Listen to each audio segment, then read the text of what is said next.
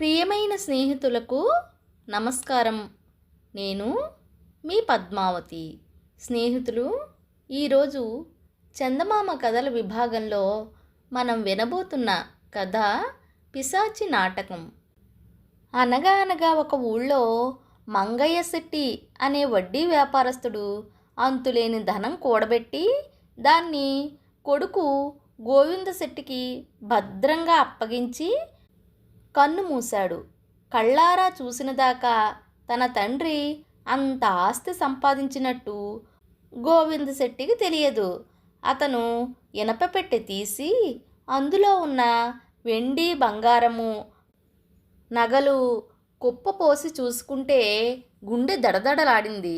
తండ్రి ఇచ్చిపోయిన అంత ధనాన్ని దొంగల బారి నుండి కాపాడుకోవడం మాటలు కాదు. దాన్ని క్షేమంగా ఉంచడానికి గోవింద శెట్టి ఒక ఆలోచన చేశాడు. ఆ ధనమంతా 2 లంకె బిందెల నిండా పోసి అర్ధరాత్రి వేళ ఆ బిందెలను తీసుకుపోయి ఊరి బయట ఉండే దయ్యాల మర్రి కింద పాతిపెట్టాడు. ఆ మర్రి చెట్టు మీద దయ్యాలుంటాయన్న నమ్మకం మూలాన రాత్రివేళ ఆ ఛాయలకు ఎవ్వరూ వెళ్ళరు. తన డబ్బును రక్షించుకోవడం కోసం గోవింద శెట్టి పిశాచాల భయాన్ని దూరంగా ఉంచటమే కాక తానే ఒక పిశాచం పాత్ర ధరించాడు. ఎందుకంటే తను పాతిపెట్టిన ధనానికి రాత్రిపూట తానే కాపలా కాయాలి. అందుకోసం గోవింద శెట్టి చీకటి పడినాక ఎవ్వరూ చూడకుండా నిలువున తెల్లబట్టలు ధరించి పిశాచం వేషం వేసుకుని కాళ్లకు గజ్జెలు కట్టుకుని వింత వింత ధ్వనులు చేస్తూ మర్రి చెట్టు నీడలో మసలేవాడు.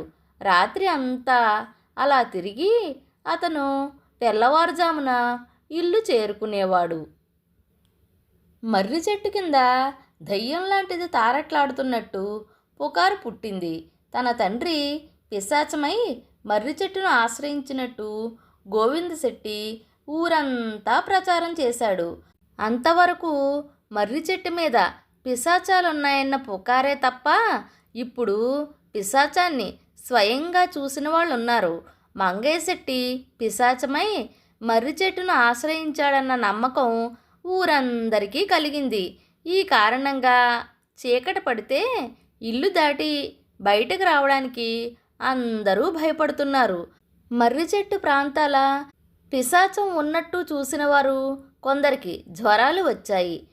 మంగయ్య శెట్టి పిశాచం గురించి గోరంతలు కొండంతలుగా ఊళ్ళో చెప్పుకోసాగారు. ఊరి పరిస్థితి మారిపోయింది. పనులు పాడయ్యాయి.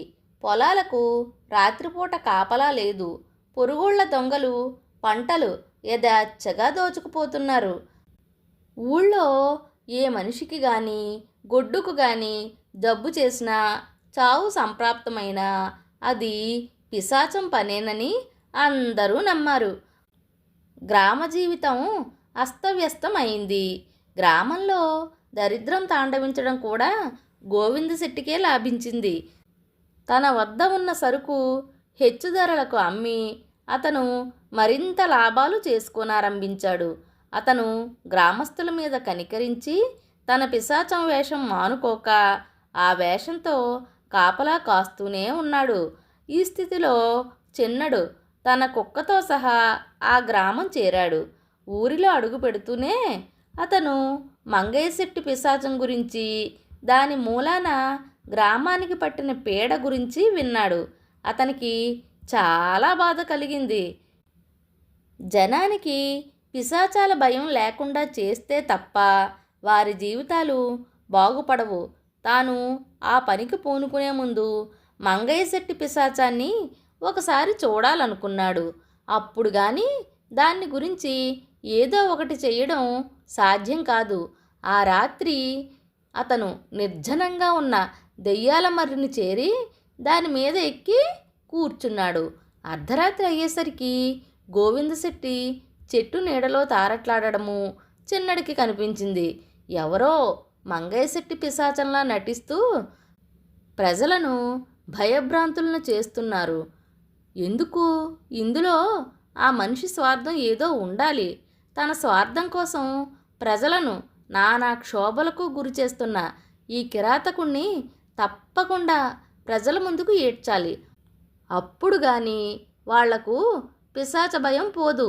తెల్లవారుజామున గోవింద శెట్టి ఇంటికి తిరిగి వచ్చేటప్పుడు చిన్నడు అతని వెనకగా వచ్చి ఆ ఇల్లు గలవాణ్ణి గురించి వాకబు చేశాడు. గోవింద శెట్టి మంగయ్య శెట్టి కొడుకేనని, మంగయ్య శెట్టి అంతులేని డబ్బు సంపాదించి చచ్చాడని, అతను ఇప్పుడు పిశాచం అయ్యాడని ఊరివాళ్ళు చిన్నడికి తెలిపారు.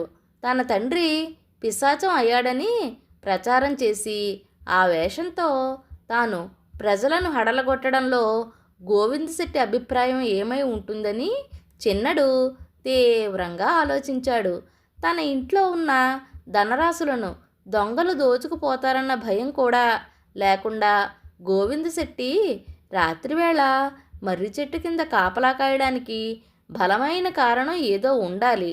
ఆ రోజు కనుచీకటి వేళ చిన్నడు గడ్డాలు మీసాలు పెట్టుకుని గోవింద శెట్టి ఇంటికి వెళ్ళి మంగయ్య శెట్టి, మంగయ్య శెట్టి అని కేక పెట్టాడు. గోవింద శెట్టి తలుపు తీసి చిన్నడిని ఒక్క క్షణం తేరిపారా చూసి, ఏం కావాలి, నువ్వెవరు అని అడిగాడు. నేను జోగిందర్ కొడుకును, మంగయ్య శెట్టి కావాలి అన్నాడు చిన్నడు కుర్చీ మీద కూర్చుంటూ. చిన్నడి చొరవకు గోవింద శెట్టి విస్తుపోయి, ఆయన మా నాన్నగారు, ఆయన పోయి చాలా రోజులైంది, ఆయనతో ఏం పని అన్నాడు.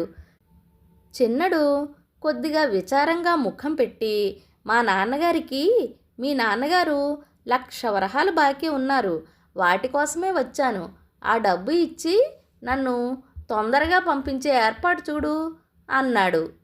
గోవింద శెట్టి ఉలిక్కిపడి, ఏమిటి, మా నాన్నగారు, మీ నాన్నగారికి 1,00,000 వరహాలు బాకీ ఉన్నాడా?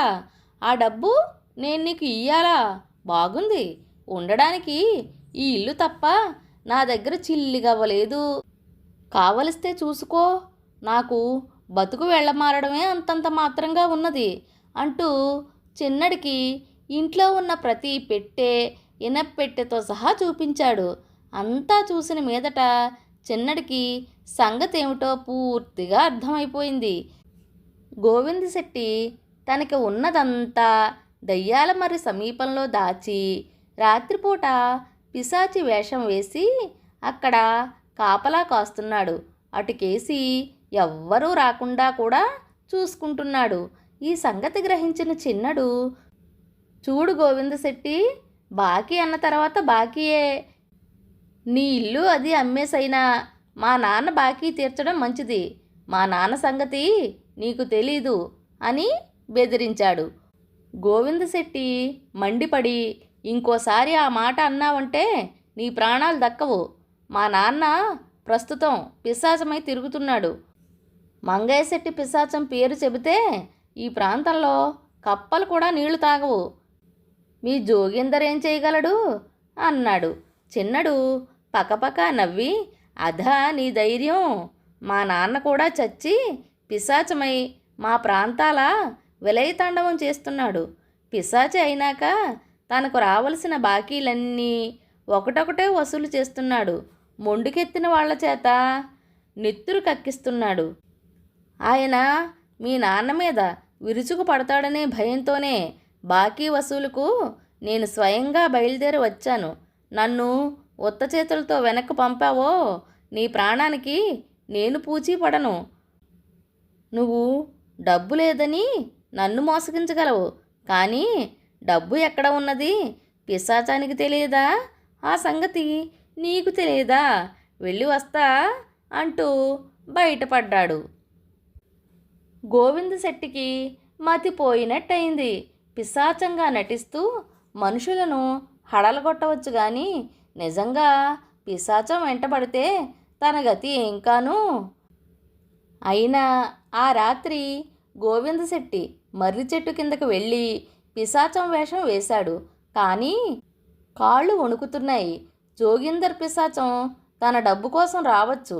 ఈ నిర్జన ప్రదేశంలో పిశాచాన్ని ఎదుర్కొనే కన్నా తన డబ్బు తన ఇంటికే తీసుకుపోవటం మేలు ఊరి మధ్య పిశాచాల భయం తక్కువ. పిశాచాల భయం కన్నా దొంగల భయం కూడా తక్కువే. గోవిందశెట్టి తాను ధనం పాతిన చోట తవ్వి లంకె బిందెలు పైకి తీశాడు. అంతలో చెట్టు మీద నుండి చిన్నడు గోవిందశెట్టి ముందుకు దూకాడు. గోవిందశెట్టి భయంతో కెవ్వున అరిచాడు. చిన్నడు అతన్ని పట్టుకుని మర్రి చెట్టుకి కట్టేసి అతనికి తన కుక్కను కాపలా పెట్టి ఊళ్ళోకి వెళ్ళి మంగయ్యశెట్టి పిశాచాన్ని చూపిస్తాను రండి అని జనాన్ని పిలుచుకొచ్చాడు. వాళ్ళు గోవిందశెట్టిని గుర్తించి నివ్వెరపోయారు. చచ్చిపోయిన మంగయ్యశెట్టి ఎన్నో అక్రమాలు చేసి అంత డబ్బు సంపాదించి ఉంటాడని ఊళ్ళో ఎవరూ ఊహించి ఉండరు. ఆ సంగతి గ్రామస్తులకు తెలియకుండా ఉండగలందులకు ఈ గోవిందశెట్టి తన తండ్రి సంపాదన అంతా లంకె బిందెల్లో పెట్టి ఇక్కడ దాచి తన తండ్రి పిశాచం అయినట్టు మిమ్మల్ని నమ్మించి వీటికి రాత్రివేళ కాపలా కాస్తున్నాడు. ఇందులో ఊళ్ళో వాళ్ళు పోగొట్టుకున్న దొంగ సొత్తు ఎంత ఉన్నదో మీరే నిర్ణయించుకుని ఎవరిది వారికి తిరిగి ఇచ్చేయండి. మీరు దెయ్యాలు పిశాచాలు అని భయపడినంతకాలము మిమ్మల్ని ఎవరు పడితే వాళ్ళు తేలికగా మోసం చేయగలరు. మీ బతుకులు బండలైపోతాయి అన్నాడు చిన్నడు. చిన్నడు గోవిందశెట్టిని లంకె బిందెలను గ్రామాధికారికి అప్పజెప్పి తాను కుక్కతో సహా బయలుదేరి వెళ్ళిపోయాడు. స్నేహితులు, చందమామ కథ బాగుంది కదా. మరి కథ నచ్చితే లైక్ చేయండి, షేర్ చేయండి, సబ్స్క్రైబ్ చేసుకుని నన్ను ఎంకరేజ్ చేస్తారు కదూ. మరొక మంచి చందమామ కథతో మళ్ళీ కలుద్దామా? ఇక సెలవా మరి.